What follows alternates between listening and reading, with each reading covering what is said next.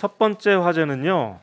일본의 대표적인 경제신문이죠. 니혼 게이자이 신문이 지난 20일자 기사에서 3년 전에 실시한 한국에 대한 반도체 소재 수출 규제는 실패였다라고 인정했습니다.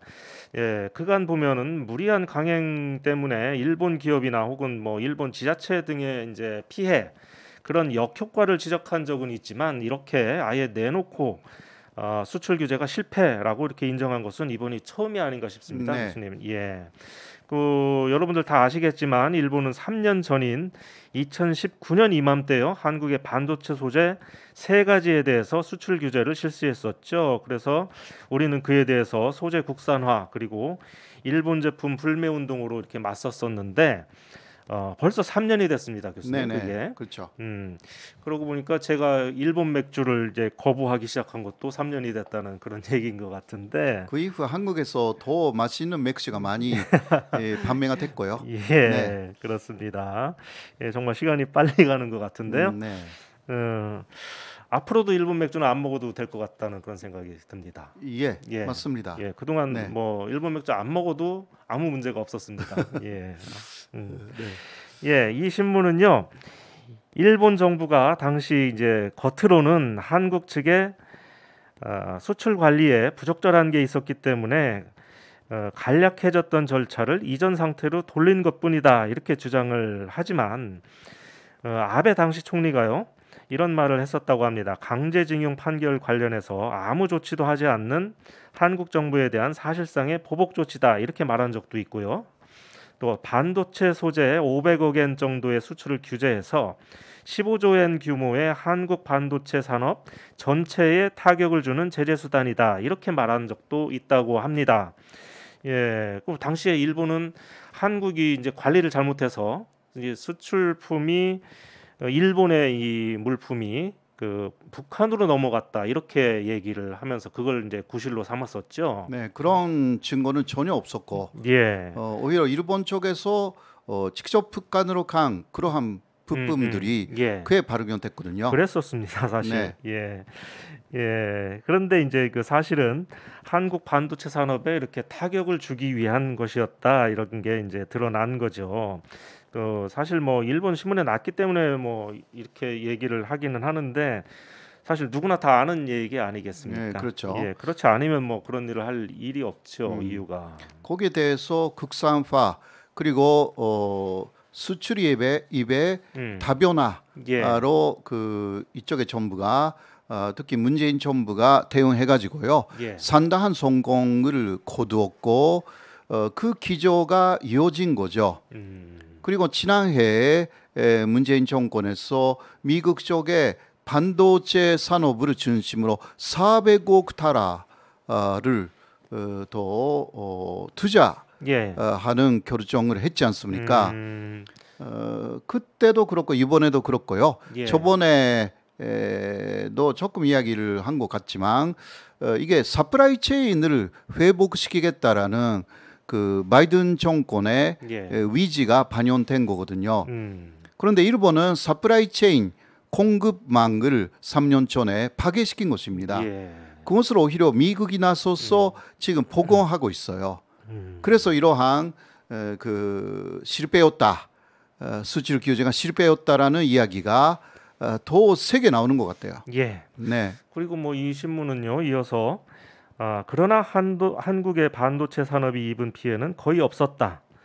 피해는커녕 문재인 전 대통령이 지난 5월 9일 날 퇴임 연설에서 일본의 부당한 수출 규제에 의한 위기를 극복했다라고 어필했다라고 이렇게 네, 썼습니다. 마지막으로는요.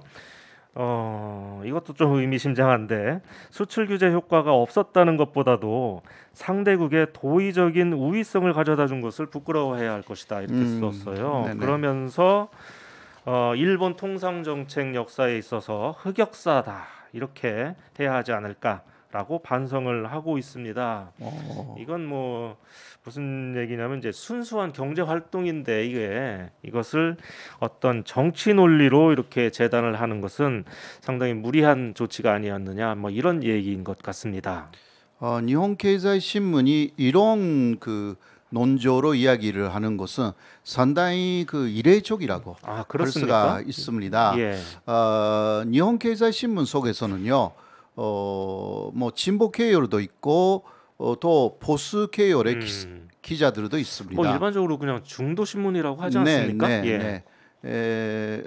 누가 썼는지는 잘 모르겠는데요. 예. 상당히 그 정확하게 본 기사 그렇게 말할 수가 있고, 뭐 아사히 신문이나 다른 좀 진보계 신문이 쓴 것 같은 예. 그러한 논조라고 할 수가 있습니다. 예, 그렇습니다. 이게 이 신문을 보니까요, 아닌 게 아니라 이제 기시감이 드는데요. 일본 직격이 작년 7월 6일 방송에서 아사히 신문 사설을 소개한 적이 있어요. 네. 예. 이제 그때 제목이 아마 교수님도 생각이 나실 겁니다. 네. 3년째 어리석은 계책의 극치, 이런 제목이었는데, 그렇죠. 한국 정부가 2년 전 한국 수출 규제를 강화한 것은 문제투성이의 악수였다, 이렇게 진단을 했었거든요. 그때, 그러니까 1년 전에요. 네. 그때도 뭐 이번 기사하고 내용은 거의 대동소이한데 또 이런 구절도 있습니다. 한국 기업의 담당자들을 만나봤더니 우리는 정부의 지원책으로 국산화를 진행해서 실질적인 피해가 없다. 오히려 일본의 친구들이 안 됐다, 이렇게 얘기를 하더라는 겁니다. 오히려 이제 규제 때문에 장사를 못해서 한국에다 물건을 팔아야 되는데 일본 기업들이 물건을 못 팔게 됐지 않습니까? 그러니까 이제 일본 기업들만 손해를 보니까 불쌍하게 보인다, 이런 얘기죠. 사실 그리고 또 강제징용 판결을 그냥 받아들여서 일본 기업들이 벌금, 이게 뭐 배상금이죠. 예, 배상금을 물어봤자 뭐 고작 몇억 원 정도 아니겠습니까? 사실 아무것도 아닌 금액이에요. 예. 금액만 보면. 그런데 너무 명분으로 내세워서 절대 과거에 나쁜 짓을 하지 않았다, 이거 말하고 싶은 거잖아요. 예. 일본 쪽에서. 예. 근데 그것을 하면 할수록 그 역사적인 사실은 그렇지 않기 때문에 이게 한일 관계가 더 나빠지는 것이고, 또 일본 내에서도 그렇게 하면 과연 그 한일 관계가 개선되는지 그렇게 의문을 갖는 양심적인 일본 사람들도 꽤 있거든요. 예, 사실. 그렇습니다. 네. 예. 결국 1년 전에도 이렇게 어리석은 짓이다, 뭐 이런 평가를 받았음에도 불구하고 지금까지 이렇게 지속하고 있는데 좀 안 됐다는 생각이 듭니다. 괜히 이제 손해인 줄 알면서도 고집을 이렇게 피우고 있는 것이죠.